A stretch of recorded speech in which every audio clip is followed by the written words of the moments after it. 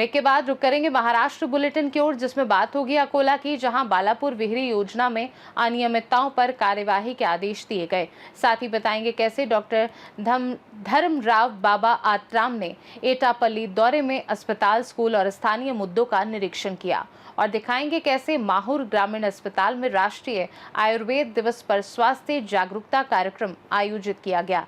ऐसी तमाम खबरों पर विस्तार से करेंगे चर्चा। राहुरी तालुका के दवन गांव शिवरा में नाबालिग लड़कियों के साथ दुर्व्यवहार के मामले में पुलिस हिरासत में बंद बजरंग सालुंके द्वारा दिए गए कबूलनामे से एक चौंकाने वाली घटना सामने आई है। बजरंग सालुंके ने बताया कि उसने 6 महीने पहले अपने जीजा की हत्या कर उसे घर के पीछे दफना दिया था। 8 दिन पहले राहुरी तालुका के दवन गांव के बजरंग सालुंके ने 3 नाबालिग लड़कियों के साथ दुर्व्यवहार किया था। पीड़ित लड़कियों ने स्नेहालय की मदद से राहुरी पुलिस स्टेशन में बजरंग करभारी सालुंके, उसके बेटे पृथ्वीराज बजरंग सालुंके, पत्नी शीतल बजरंग सालुंके और शीतल के भाई नीलेश गाड़ेकर के खिलाफ मामला दर्ज कराया था, और उस समय पुलिस टीम ने बजरंग सालुंके और शीतल सालुंके को गिरफ्तार किया था। पुलिस हिरासत में आरोपी ने चौंकाने वाला खुलासा किया। पुलिस की एक टीम ने खेत में खुदाई कर शव बरामद किया। इस अवसर पर पुलिस निरीक्षक संजय ठेंगड़े, पुलिस उप निरीक्षक राजू जाधव, नायब तहसीलदार संध्या दलवी सहित कई अधिकारी और कर्मचारी मौजूद थे। साथ ही दावण गांव के सरपंच, पुलिस पाटिल और बड़ी संख्या में ग्रामीण मौजूद थे। 4 दिवसापूर्वी 4 अल्पवयीन मुलींवर लैंगिक अत्याचाराचा जो गुन्हा दाखल झालेला होता, त्या गुन्ह्यातील जे दाम्पत्य आहे त्या दाम्पत्याकडे आम्ही तपास करत असताना सदर लैंगिक अत्याचारातला अजून एक जो आरोपी आहे त्याच्या बाबतीत त्याच्या ठाव ठिकाण्याबाबत इंटरोगेशन करत असताना त्याचा खून केल्याचा धक्कादायक प्रकार आरोपीने सांगितल्यामुळे आज रोजी त्याने दिलेले जे काही कबुली जबाब होतात त्याप्रमाणे त्या कबुली जबाबाची खात्री करण्याकामी आम्ही एक्झिक्युटिव्ह मॅजिस्ट्रेट, वैद्यकीय पथक, फॉरेन्सिक सायन्स टीम यांच्यासह त्यांनी जी दिलेली माहिती होती की त्याने त्या आरोपीचा गळा दाबून खून केलेला आहे आणि त्याची बॉडी पुरून ठेवलेली आहे, त्याची शहानिशा केली असता आरोपीने दिलेल्या जबाबाप्रमाणे त्याने खून केल्याची खात्री झालेली असून पुढील तपास करत आहोत। खून झालेल्या व्यक्तीचं नाव काय? खून झालेला व्यक्ती आमचा पाहिजे आरोपी होता जो लैंगिक अत्याचारातील गुन्ह्याचा। त्याचे 2 आडनाव आहेत, एक सारंगधर उर्फ गाडेकर। आरोपीने नेमकं कोणत्या कारणातून त्या मारलं? त्याच्यामध्ये आमचा जो सुरुवातीचा तपास आहे तो लैंगिक अत्याचाराच्या गुन्ह्याचा असल्यामुळे त्याचं जास्त डिटेल्स अजून सांगता येणार नाही, पण तरीही त्याचं निश्चित कारण काय तो साधारणतः मार्च महिन्यामध्ये याने हा खून केलेला आहे। खून करताना ज्या दिवशी सकाळी 10 वाजता खून केल्याचं आरोपीने सांगितलेलं आहे आणि रात्री 10च्या सुमारास त्याने ती बॉडी लपवून ठेवली। आरोपी उघड होण्याची शक्यता आहे? तपासामध्ये समजेल। अत्याचाराच्या गुन्ह्याच्या तपासादरम्यान अटक आरोपींनी खून केल्याबाबत कन्फेशन मिळाल्यामुळे त्याची खातरजमा केली असता सदर आरोपींनी खून करून बॉडी लपवून ठेवलेली होती। ती दवणगाव शिवारामध्ये जो आरोपी राहत होता त्याच्या घराच्या पाठीमागेच उत्खनन करून ती काढण्यात आलेली आहे। सदरचा जो लैंगिक अत्याचाराच्या गुन्ह्याचा तपास, तसेच आज जो नवीन रिव्हील होणारा जो गुन्हा आहे खुनाचा, त्या दोन्ही कारवाया ज्या आहेत ते माननीय पोलीस अधीक्षक श्री सोमनाथ गार्गे साहेब, अप्पर पोलीस अधीक्षक सोमनाथ वाकचौरे साहेब, उपविभागीय पोलीस अधिकारी श्री जयदत्त भवर साहेब यांच्या मार्गदर्शनात राहुरी पोलीस स्टेशनच्या पथकाने तपास केलेला आहे आणि पुढील तपास। अहिल्यानगर से सीनियर संवाददाता राव साहेब वरपे की रिपोर्ट। महाराष्ट्र विधान भवन के 70वें माले पर आज रोहियों समिति की बैठक में बालापुर विधानसभा क्षेत्र की विहिरी यानी कुएं का मुद्दा जोरदार तरीके से उठा। इस विषय को विधायक नितिन देशमुख ने समिति समक्ष रखा। उन्होंने स्पष्ट कहा कि किसानों की जीवन रेखा कही जाने वाली इन विहिरी योजना में गंभीर अनियमितताएं और लापरवाही सामने आई है। किसानों को इसका भारी नुकसान झेलना पड़ा है। देशमुख के मुद्दा रखने के बाद समिति में विस्तृत चर्चा हुई। चर्चा समाप्ति पर अध्यक्ष ने विभागीय चौकसी करने और संबंधित अधिकारियों पर कठोर कार्रवाई के आदेश दिए। इस निर्णय से बालापुर क्षेत्र के किसानों में संतोष और भरोसे का वातावरण बना है। अकोला से सीनियर संवाददाता प्रवीण बाहुरवाग की रिपोर्ट। महाराष्ट्र के कृषि मंत्री दत्तात्रेय भरणे ने सोमठाना तालुका बदनापुर में किसान के बांध का दौरा किया और भारी बारिश से क्षतिग्रस्त फसलों का निरीक्षण किया। पिछले कुछ दिनों से बदनापुर तालुका में हो रही भारी बारिश से कृषि फसलों को भारी नुकसान हुआ है और इसी पृष्ठभूमि में महाराष्ट्र के कृषि मंत्री दत्तात्रेय भरणे ने आज सोमठाना तालुका बदनापुर का प्रत्यक्ष निरीक्षण किया और किसानों से मुलाकात की। निरीक्षण के दौरान उन्होंने अधिकारियों से नुकसान का विस्तृत जायजा लिया। प्रारंभिक जानकारी में पता चला कि जिले भर में लगभग 2,56,000 हेक्टेयर कृषि फसलों को नुकसान हुआ है। कृषि मंत्री भरणे ने कहा कि भारी बारिश से हुए नुकसान से एक भी किसान वंचित नहीं रहेगा। निरीक्षण के दौरान कई किसान उग्र होकर अपनी पीड़ा व्यक्त कर रहे थे। वहीं कृषि मंत्री के साथ जिला प्रशासन के अधिकारी, राजस्व विभाग के कर्मचारी और स्थानीय जनप्रतिनिधि भी मौजूद थे। उन्होंने अधिकारियों को फसलों का पंचनामा तुरंत पूरा करने के निर्देश दिए। इस सर्वेक्षण से किसानों को राहत मिली है और उन्होंने भरोसा जताया है कि दिवाली से पहले उन्हें मदद मिल जाएगी। शेतकऱ्यांचं तुम्ही बांधावर आलेला आहे, राज्याची काय परिस्थिती आणि जालन्याची काय माहिती तुम्ही घेतली? जालन्याची मी माहिती जालना जिल्ह्याची घेतलेली। जालना जिल्ह्यामध्ये आज अखेर साधारणतः 2,54,000 हेक्टर एकरात जर विषय करायचा झाला तर 6,35,000 एकराचं नुकसान हे माझ्या शेतकऱ्यांचं हे जालना जिल्ह्यामध्ये झालेलं आहे। मगाशी ते हेक्टर 2,54,000 हेक्टरच्या ऐवजी मी तुम्हाला एकरात सांगतोय की 6,35,000 एकराचं नुकसान निस्ते एकट्या प्राथमिक अंदाजावर जालना जिल्ह्यामध्ये झालेलं आहे। आणि राज्याचा जर विचार करायचा झाला तर आज साधारणतः 80 लाख एकर एवढं माझ्या शेतकऱ्यांचं नुकसान झालेलं आहे। ह्या नुकसानीबरोबरच कुणाच्या घरामध्ये पाणी शिरलेलं आहे, कुणाच्या घराची पडझड झालेली आहे, काही ठिकाणी जमीन, आता आपण तिथे मगाशी त्या स्पॉटला बघितलं, काही ठिकाणी जमीन वाहून गेलेली आहे, काही ठिकाणी म्हणजे पशुधन वाहून गेलेलं आहे। त्यामुळे या माध्यमातून आज इथं मी फील्डवर आलेलो माझ्या सगळ्या शेतकरी बांधवांना आज इथं शेतकरी बांधव येत आहेत। मी एका ठिकाणी गेलो काय आणि प्रत्येकाच्या शेतामध्ये गेलो काय, एका ठिकाणी गेलो तरी प्रत्येकाचं शेत मी बघितल्यासारखं आहे। त्यामुळं इथं सगळे महसूलचे अधिकारी आहेत, कृषी विभागाचे अधिकारी आहेत, ह्यांना माझ्या स्ट्रिक्ट सूचना आहेत। ह्या तालुक्यातल्या ह्या जिल्ह्यामध्ये कुठल्याही शेतकऱ्यांचा ज्याचं अतिवृष्टीमुळे नुकसान झाले त्याचा 1 एकराचा पंचनामासुद्धा राहायला गेला नाही पाहिजे। आणि त्या सगळे शेतीचे पंचनामे प्राथमिक अंदाजानुसार 6,35,000 एकराचं नुकसान हे खूप मोठं नुकसान या जालना जिल्ह्याचं झालेलं आहे।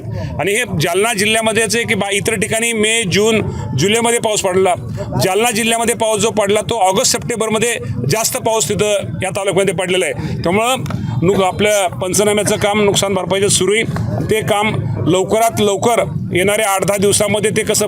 बदनापुर से सीनियर संवाददाता यकीन शेख की रिपोर्ट। बुल्ढाना जिले के खामगांव शहर के पास चिखली बाईपास स्थित जुगनू होटल में मंगलवार रात एक भयानक दोहरे हत्याकांड की घटना सामने आई। प्राथमिक जांच में पता चला है कि चरित्र पर शक के कारण प्रेमी ने अपनी प्रेमिका की हत्या करने के बाद खुद भी आत्महत्या कर ली। इस घटना में दोनों की मौके पर मौत हो गई। पुलिस के अनुसार मृतकों में युवती और सोनू उर्फ साहिल राजपूत के बीच कुछ दिनों से विवाद चल रहा था। इसी विवाद के चलते साहिल ने होटल में युवती पर धारदार हथियार से हमला किया और उसकी हत्या कर दी। इसके बाद खुद पर वार कर उसने आत्महत्या कर ली। घटना के बाद इलाके में सनसनी फैल गई। घटना की जानकारी मिलते ही जिला पुलिस अधीक्षक डॉक्टर नीलेश तांबे, उप विभागीय पुलिस अधिकारी प्रदीप पाटिल, एलसीबी के निरीक्षक सुनील अंबुलकर सहित बड़ी संख्या में पुलिस अधिकारी और कर्मचारी घटनास्थल पर पहुंचे। स्थानीय लोगों की भारी भीड़ के कारण पुलिस को स्थिति नियंत्रित करने के लिए बल का प्रयोग करना पड़ा। शव का पंचनामा कर उसे पोस्टमार्टम के लिए भेज दिया गया है। बुल्ढाना से सीनियर संवाददाता ईश्वर सिंह ठाकुर की रिपोर्ट।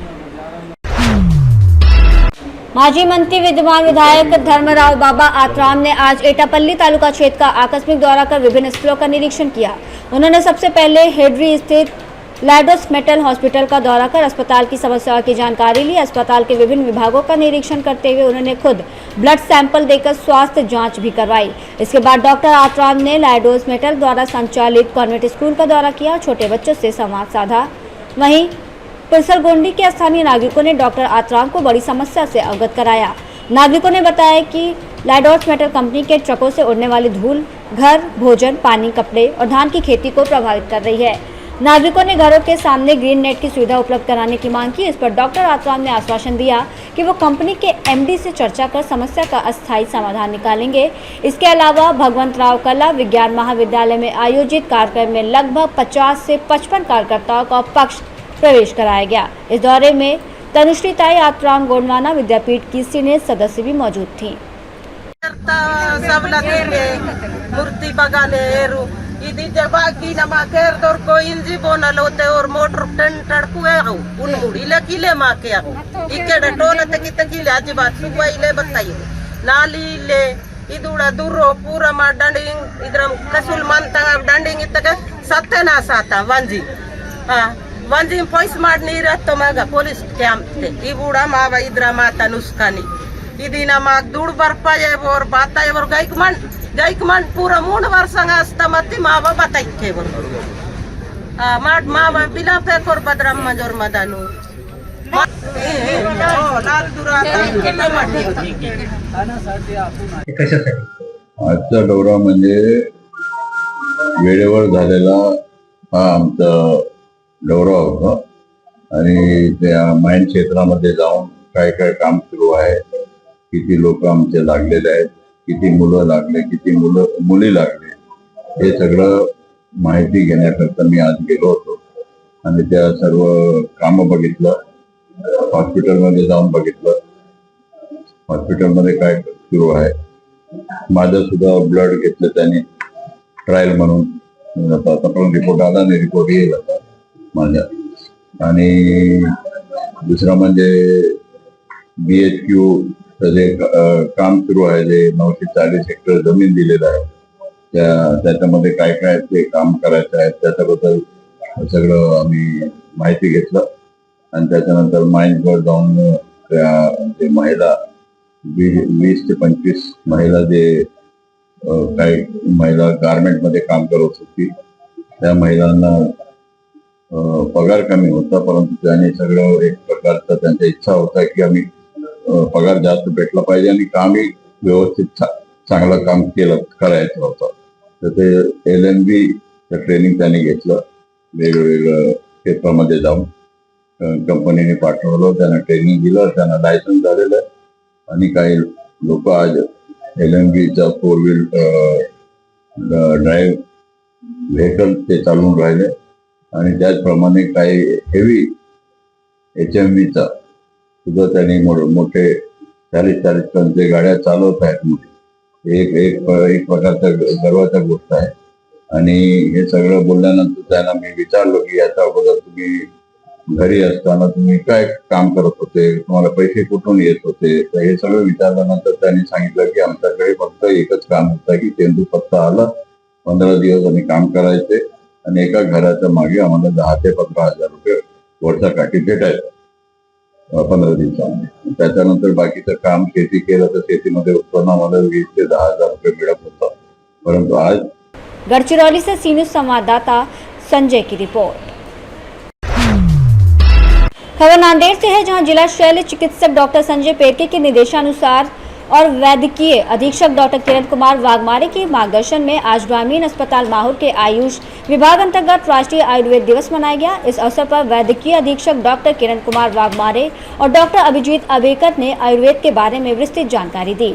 सभी उपस्थित मरीजों, उनके परिजनों, माहौर शहर की महिलाओं से अपील की गई कि वो स्वस्थ महिला सशक्त परिवार शिविर में अधिक से अधिक संख्या में उपस्थित होकर अपनी जाँच करवाएं। इस अवसर पर doctor Vipin Babale, doctor Sushma Chaudhary, doctor Saima, समुपदेशक किरण चिड़े आदि लोग मौजूद रहे। नांदेड़ से सी न्यूज संवाददाता गणेश खड़से की रिपोर्ट। महाराष्ट्र के नांदेड़ जिले के किनवट में आदिवासी समाज ने गैर आदिवासी समाज को अनुसूचित जनजाति श्रेणी में शामिल करने के विरोध में जोरदार जन आक्रोश महामोर्चा निकाला। गोंडराजे मैदान से शुरू हुआ यह मोर्चा शहर के मुख्य मार्गों से होकर उप विभागीय कार्यालय तक पहुंचा, जहां आदिवासी समुदाय ने अपनी मुख्य मांग गैर आदिवासियों को आदिवासी में शामिल न किया जाए और उन्हें आरक्षण न दिया जाए को लेकर जोरदार प्रदर्शन किया। इस मोर्चे में बड़ी संख्या में आदिवासी महिला, पुरुष, युवक युवतियां शामिल हुए। बंजारा समाज को ST में शामिल करने की मांग के विरोध में उभरे इस आंदोलन में किनवट माहौर विधानसभा क्षेत्र के विधायक भीमराव केराम भी मौजूद रहे। महाराष्ट्र में आरक्षण को लेकर जारी विवादों के बीच ये मोर्चा आदिवासी समाज के आक्रोश को स्पष्ट रूप से दर्शाता है। काहीच कारण नाही। भारतीय संविधानाच्या 342व्या अनुसूचीच्या नुसार 5व्या सूचीमध्ये जे आदिवासी जमातीचा अंतर्भाव त्या ठिकाणी झालेला आहे, त्याच्यामध्ये या जमातीचा कुठल्याही प्रकारचा नामोल्लेख त्या ठिकाणी नाही। असं असताना सुद्धा अनेक वेळा त्यांनी तशा पद्धतीचा प्रयत्न त्या ठिकाणी केलेला आहे। सरकारने यांची मागणी लक्षात घेऊन तसं केंद्राकडे त्यांनी तसा प्रस्ताव सुद्धा पाठवलेला, अनेक वेळा पाठवलेला होता। केंद्राने सरसकट ते प्रस्ताव त्यांचा फेटाळला आणि वापस पाठवलेला। असं असताना सुद्धा कालच्या 2 सप्टेंबर रोजी जरांगे पाटलांच्या मराठा बांधवांच्या मागणीसाठी जो काही हैदराबाद गॅजेटचा संदर्भ देऊन कुणबी सर्टिफिकेटच्या संदर्भामध्ये जे शासन निर्णय जो काही झाला, त्याच्या आधारावर आम्हाला सुद्धा आदिवासी केलं पाहिजे अशा पद्धतीची मागणी घेऊन हे मोर्चे आंदोलन करतात। ही संविधानिक दृष्ट्या चुकीची आहे। हे आदिवासींच्या मूळ हक्कावर त्या ठिकाणी अतिक्रमण करण्यासाठी ही परिस्थिती आहे आणि म्हणून आमच्या आदिवासी लोकांमध्ये भयभीतपणा त्या ठिकाणी निर्माण झालेला आहे। आणि त्यांना भीती वाटायला लागली की पुन्हा आपल्यामध्ये ह्या लोकांची घुसखोरी होते काय, त्या संदर्भामध्ये सरकारला या गोष्टीची आठवण करून देण्यासाठी विशेषतः महाराष्ट्रामध्ये ज्या ज्या भागामध्ये बहुसंख्येने हा समाज आहे तिथल्या असणाऱ्या लोकप्रतिनिधींचं एकच पत्र त्यांनी टाईप केलेलं पत्र आहे. ते पत्र राज्याचे मुख्यमंत्री आणि सरकारला त्या ठिकाणी दिलंय की आम्हाला 1920 प्रमाणे त्या ठिकाणी आदिवासीमध्ये समाविष्ट करा. आणि म्हणून आपल्या मार्फत मला सरकारला विनंती करायचं आहे, मागच्या 12 सप्टेंबर रोजी मी माननीय मुख्यमंत्री आणि राज्यपालांना पत्र लिहिलंय, कुठल्या आधारावर हे लोक आदिवासीमध्ये होऊ शकत. नांदेड़ से सी न्यूज़ संवाददाता शुद्धोधन हनुमते की रिपोर्ट। महाराष्ट्र बुलेटिन में इतना ही। देश दुनिया की बाकी खबरों को जानने के लिए देखते रहिए सी न्यूज़ भारत।